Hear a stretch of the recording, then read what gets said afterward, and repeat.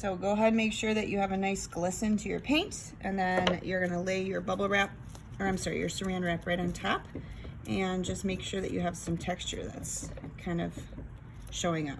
So you kind of see it's like a stained glass kind of look, okay? Grab some more paint, maybe add some more water to it. You're gonna do another wash. Ooh, that's very bright. Doesn't look very translucent to me, but that's okay. It will work for what we're trying to do. And for this one, we're going to lay a piece of bubble wrap on top. You should have a pretty small piece. Hopefully it doesn't get in the way of any of your other things. And just make sure that it's touching. Don't need to pop any of the bubbles. Just kind of lay it on top. And then we're gonna let those two dry, okay?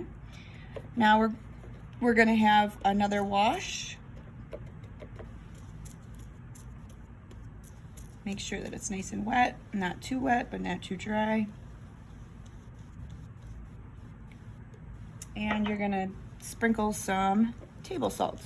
Now kids always like to they like to use too much salt, and in order for this to work, you don't wanna overdo it. What it wants to do is pick up any of the water around it, and in order for it to work, it has to have something to grab onto. And then you're gonna let that dry as well, okay? You're gonna take your Q-tip and have that ready to go.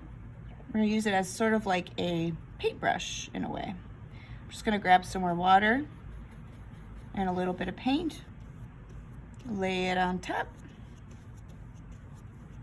And for this one, you might wanna have a little bit more pigment.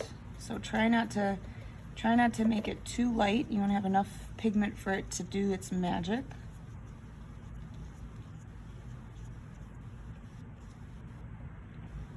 And pick up your Q-tip, grab some of your rubbing alcohol,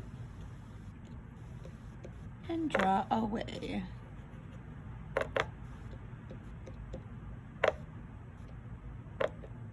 Isn't that cool?